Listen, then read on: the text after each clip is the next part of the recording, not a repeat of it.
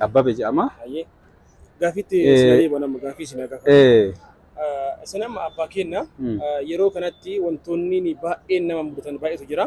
Mana keessatti dargaggeeyyiin baay'ee yeroo kana maatii ofii kabajaa jiranii, haadha ofii kabajanii, abbaa ofii kabajanii, qe'ee keessatti immoo baay'ee jeequmsa garaagaraa uumaa jiran. Dargaggeeyyii kanniiniif ergaa akkamii dabarsaniif isin? Dargaggeeyyii kun jechuun dhaloonni kunniin wanta ta'uuf namni haadhaaf abbaa yoo ajajamne waan inuu dura nuuf kaa'eera. Haadhaaf abbaa ajajamaa.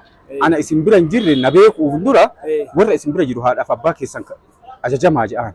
Yoo isaanii ajajamtan na beektan jedhaan darajaa lammaffaatitti. Namni yoo haadhaaf abbaan ajajamne nama muka kunoo biqiltuu mataa irraa odoo isiin ol hin guddanne mataa irraa cabsan jechuudha. Namni haadhaa fi abbaa ajaja. Immoo maatii keessa jiraatuuf in ajaja. Isuma nama guddaa bak jechuu nama bakka in ajajamne dargaggeessa jechuun inni akka biqiltuuti muluu bakka qilleensa gara lachiituu laallatee wanta hunda gara karaa guddinaa bahu qaba. Yoo ajaja kana fudhanne gizee maroo inni bisaanuma eenyu buusa ashaa buusan. Ashaa buusan jechuudha. Ayyaa asuma irratti gaafii kanuma wal fakkaatu kabraa isin gaafadha. Amma dargaggeeyyiin baay'een araada garaagaraatiin qabamanii koshaa keessa kan isaan oolan. Koshaa keessa akka isaan baaniif yookiin ammoo akka isaan gara dalagaatti deebanii guddina ofiitti deebi'anii fi maal godhuu qabna? Isaan amma maal ta'uu qabna yoo jette namoonni kunniin namoota kanneen qabuu fi namoonni kunniin tokko rakkatee yookiin akkas ta'eera. Sammuu isaa yookiin jeeqamee qabeenyi wayii harkaa dhidhatee jeeqamee waan kanaaf jedhee inni bakka ufuun beeku jechuudha. Isaan kanneen gara kunuunsanii ufi irkisanii amala isaa kanallee akka jijjiiratu godhaa akkasiin deemaa jedhan. Yoo akkasiin deemamuu dide namni hin miidhama. Miidhaa guddatu irra ga'a.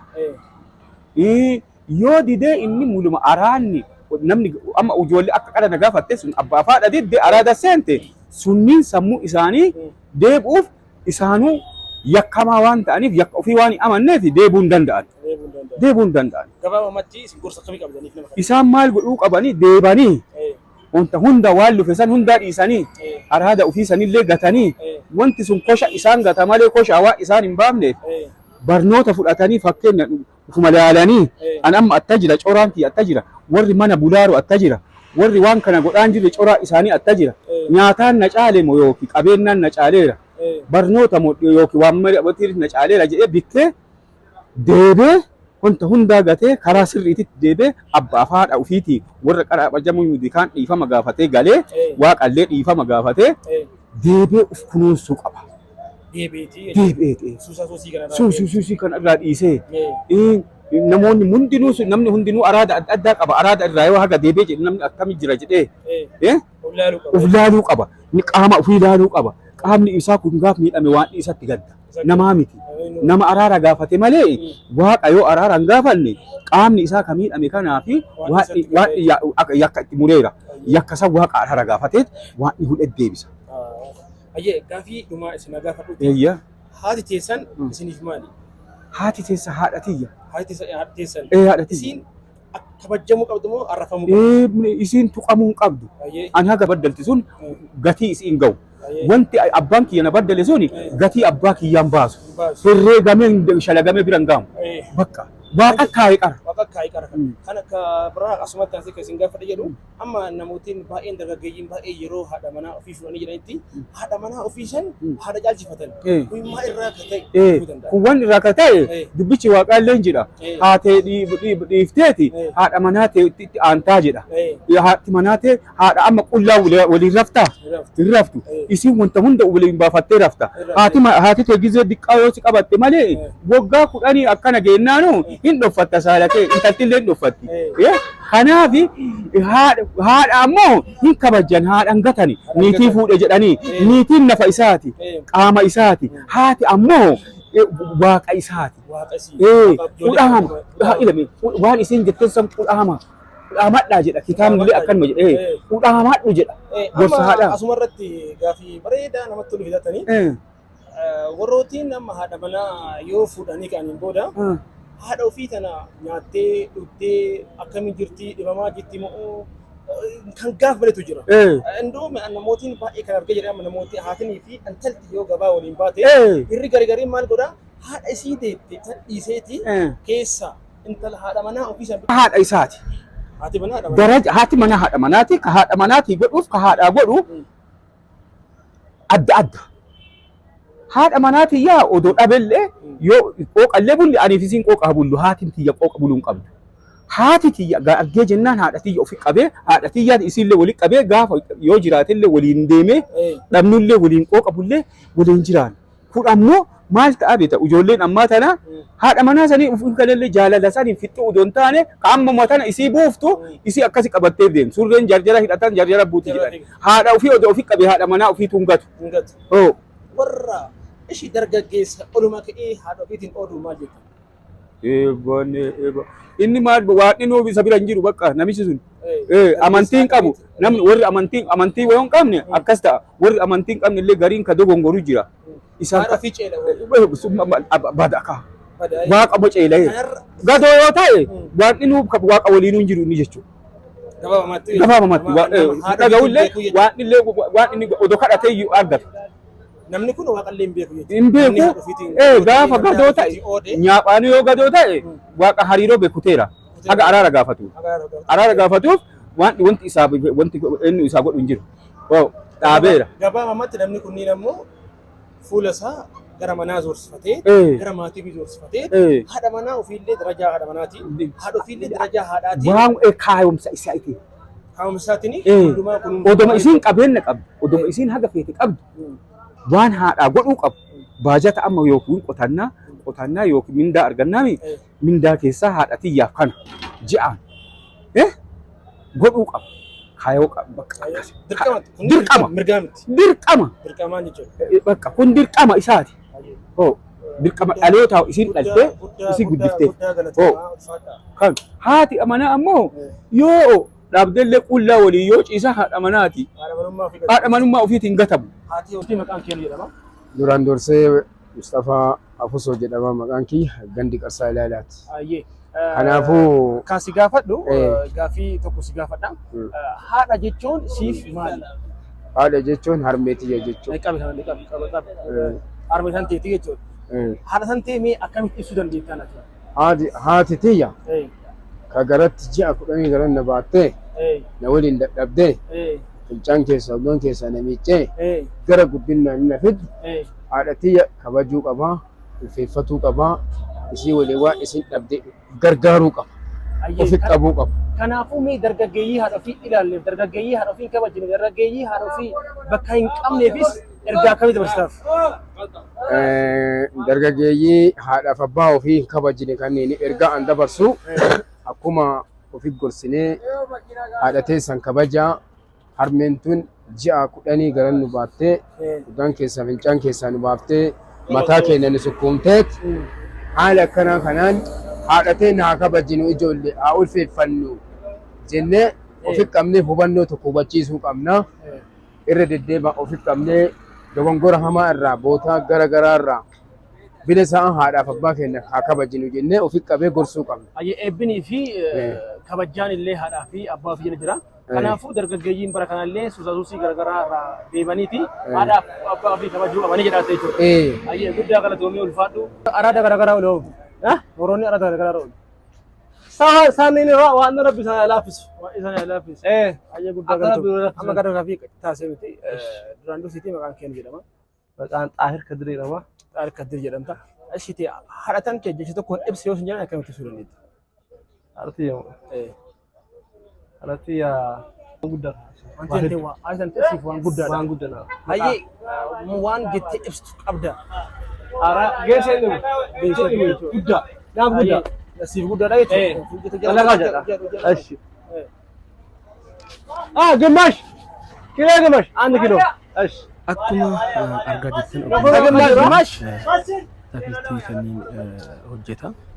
Maalirraa akka ka'ellee dhageenyerra bakka ka'ellee nutti meera. Andura leestiroo argaa ture. Leestiroo irraa ka'ee shonkoorraatti lufee shonkoorraa irraa ka'ee ammoo akkuma argaa jirtan kana ataakiltii kana hojjedha. Ataakiltii kana hojjedhee ammoo namoota baay'ee akka 7 olii horadhaa jedhaa jira. Milkaa'inni koos maali yoo jettani eebba haadha kootiiti. Haati koo na eebbisti. Anis ammoo isii bira hin dhaabadhaa. Isii bira yeroo hundumaa yaadaanis haa ta'u uma kamiinuu isii bira jira jedha. Bakki argamsi isaallee magaalaa Nageellee Arsii keessa dalagaa kana fakkaatu hojjeta. Dargaggeeyyiin amma bakka garaagaraa jirtanis araada garaagaraa keessa jirtan osoo hojii hin tuffatin hojii akka kanaas ta'ee kan biraas akka dalagdan asumaan dhaamsa obbolummaa isiniif dabarsa. Kana waan ta'eef dargaggeessa kana akkuma argaa jirtanii akkanatti dalagaa jira. Ani gara kiyyaan baay'ee na gammachiiseera. Isinis akka isin gammachiisu abdii guddaa qaba. Adhahoo nuhoo maalirra jirra jennee yaaduu nurra jiraataa. Galatoomaa ulfaadhaa.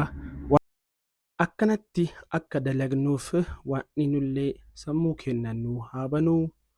As deebi'aa eebba haadha keessanii fudhadhaa. Haati teessan isin haa eebbiftuu hin milkooftanii. Ashike atamma haadha xiyyaa wanta ibsuun hin qabu. Wanti isii guddaadha jettee jirta. Mee warroota haadha ofii hin kabajjine yookiin ammoo warroota haadha ofii ilaalcha garaagaraa qabaniif gorsa akkamii qabdaaf? Wanti haadhaa namoota illee hin kabada. Waaqota illee hin kabada. Baay'ee waa hedduu wanti isaan jechuudha. Rabbi nama haa laaffisu. Wanti haadha fudhatu guddaa haadhaaf abbaa jechuudha. Kibuun wanti isaanii guddaadha. Kanaaf akka beektaa namni haadha ofiitti ziqqeedheetanii waa hedduu isaanii isheenii bootaa guddaa kan ati jedhan. Ayyee ziqqeetaan waan isaanii isheetiin asii eebbifamee na eebbisuu asiin ga'e. Namaaf hin dhaamu hiriyyuu ta'ee jechuudha. Atama gabaabamatti milkaa'ina bakka kana jiraachuu kiyyaa haadha xiyyaa jedhaata. Mee eessarraa kaatee jalqabarraa hojiin kee maal ture haga ammaa jetti ammoo hojii akkamii hojjette jireenya kan kee jireenya akkamiiti? Jalqabarraa hoo kaasu jechuudha guddaa. Jalqabarraa waan hojjetteetu maalirraa? Waan godhe qofaarraa jechuudha. Toona hojjedhee. Ministeera hojjetteetaa? Ayyee. Jaa hojjedhee shonkooraan hojjedhee. Shonkooraallee dalagaa turte? Dalagaa ture. Ayyee. Achiin booda bakka dhukkubiin dhaabatinnan achiin booda firaafirii Firaafirii kana dalagaa jechuudha. Atama firaafirii kana nama meeqa horatta? nama torba. Nama torba horatta jechuudha. Jalqaba ministeera hojjettee achi guddifataa dhuftee shonkoraa nagaddee adda ammoo firaafirii kana nagaddaa jetta. Firaafirii kanaan ammoo baay'ee gargaaramteetta. Gargaarsa kana hundumaa akkasiif ta'e haadha xiyyaa jetteetta. Mee warroota akka kanatti warroota akkanaa kan inni maal godhata? ግማሽ ኪሎ ሙሉ 1 ኪሎ ቁጭ በል ሻባ akkuma argaa jettan kuroo dargaggeessi kun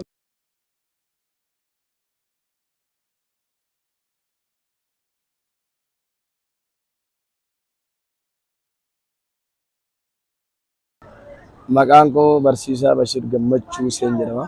Barsiisaa Bashir Gammachuu Huseen jedhama. Ayyee eeyyamamaa ta'uu keessaniif guddaa galatoomaa. Adda immoo akkuma asin dura baratame jedhe addallee gaaffii tokko qabadhee gara keessa dhufee jira. Gaaffichillee akkasidha. Haadha tantee ija tokkoon ibsi yoo isin jedhan mee akkamitti ibsitaa jedhu. Na filattanii gaaffii nu dhiyeessuu keessaniif guddaa galatoomaa isin jedha. Haadha jechuun jireenya jechuudha. Haati jireenya. Jireenya. Haati yoo hin jirre sinaan lafa kana irratti waan tokko arguu hin dandeenyu. Waa hundaa dursa haadha keenya irra dhalanne waan ta'eef waa hundaa haadha jechuun jireenya jechuudha. Haadha jechuun jireenya jechuudha. Furmaata jireenya keenyaatii jechuudha. Ayyee kabraa akkaan sin jechuu barbaadu. Warrootiin haadha ofii hin kabajne yookiin ammoo warrootiin haadha ofii hin jalanne kunniin baay'eetu jira. Isaan kanniiniif ammoo ergaa akkamii dabarsitaafati? Warroota haadha hin jaalanneen tokko haati kabajaadha. Namni haadhaaf abbaa hin kabajjine waaqa ofii hin beeku jedhama. Haati teenna waaqa keenna waaqa gaditti. Abbaan keenyas akkasumas waaqaa fi mootummaa jennee ilaalla. Haatiin fi abbaan waaqa gaditti waaqas mootummas. Warroota haadhaaf abbaan kabajjinee fi haadhaaf abbaa kabajjuu dhabuun tokko abaarsaa. Lammaffaan jireenya ilma namaa keessatti abaarsa qabaatan haatiin abbaa yoo na abaarte jireenya hojjettuun dinuu siin ta'u. Daandii gubbaa irratti.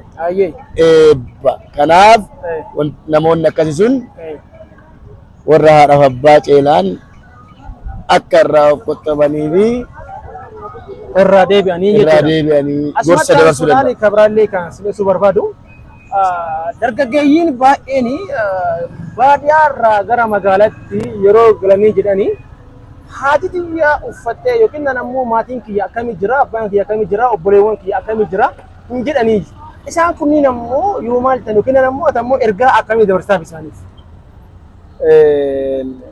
Dargaggeessi akkasii sunniin tokko namni haadhaaf abbaa ofii namni sammuu qabu magaalaas ta'ee aga lubbuun jiru irraanfachuu qabu.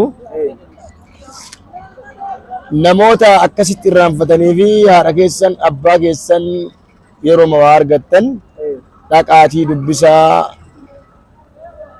harka isinaa tufanii isinin jedha eebbaa irraa fudhadhaa jedha.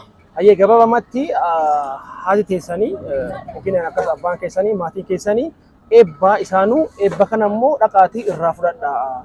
Waaqaa gaditti karaan hundumtinuu kan milkii haadhaaf abbaa keessanii jiraata jechuudha. Ayyee guddaa galatoomii ulfaadhu. Waan nu filataniif barsiisa ulfaadha. Maqaan kiyya Boontuu jedhama. Boontuu jedhama. Sagaleen kee garuu dhagahamuyyuu. Maqaan kiyya Boontuu jedhama. Boontuu jedhama. Nagayeera. Eshi Boontuu mee jecha tokkoon haadhatee ibsi yoo isin jedhani mee akkamitti ibsuu dandeetti? Haadhati jecha tokkoon ibsu baay'ee tokko natti ulfaata. Ayyee. Haati jecha tokkoon ibsamtu. Ayyee. Haati jechuun akka kiyyaatti haadha jedheeti akkana jedheeti dubbachuu illee hin danda'u.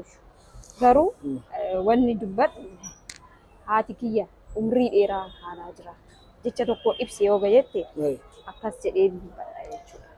Ati jecha haadhaan ta'e ibstuun na ulfaataa wanti isiin ibsamu hin jiru garuu ammoo kana hunda caalu waan umurii isii naaf haa dheeressu jedhaa jirta.